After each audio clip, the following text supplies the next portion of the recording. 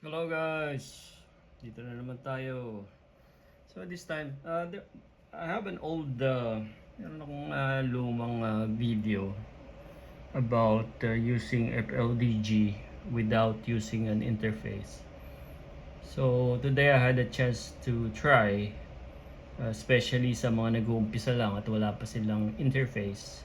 So you guys can try this. I don't know if it's gonna work for you, but for this particular setup it's working, so it's worth a try.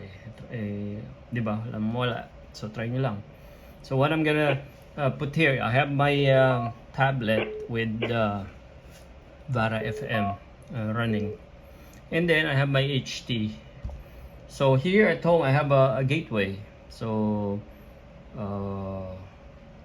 I was thinking, mas madali syempre pag mas maganda ang signal mo doon sa local gateway. But you can try this. So I'm gonna try to ping my station, my gateway here. And of course, di ba magsa-sound yan. Diba? So what you'll do is, pe-press mo yung PTT dahil wala kang interface eh. But you will just pick it up using the microphone ng HT mo. So let's say I'm gonna press this and then press the button, okay, and see. We'll try and see. See? So even though it's not, it may be bad because of the timing, kasi bibitawan mo kailangan bitawan mo itong PTT mo para i-receive niya naman yung, di ba, coming from the gateway. So again, click ko, mag-press muna ako sa PTT. Okay, and this time it's good, all green, di ba? So dahil kasi siguro maganda yung timing ko ng pagbitaw ng PTT, and also kung gaano ko kalapit dito sa aking source, di ba? Kasi syempre pipick up lang naman ng mic yun eh.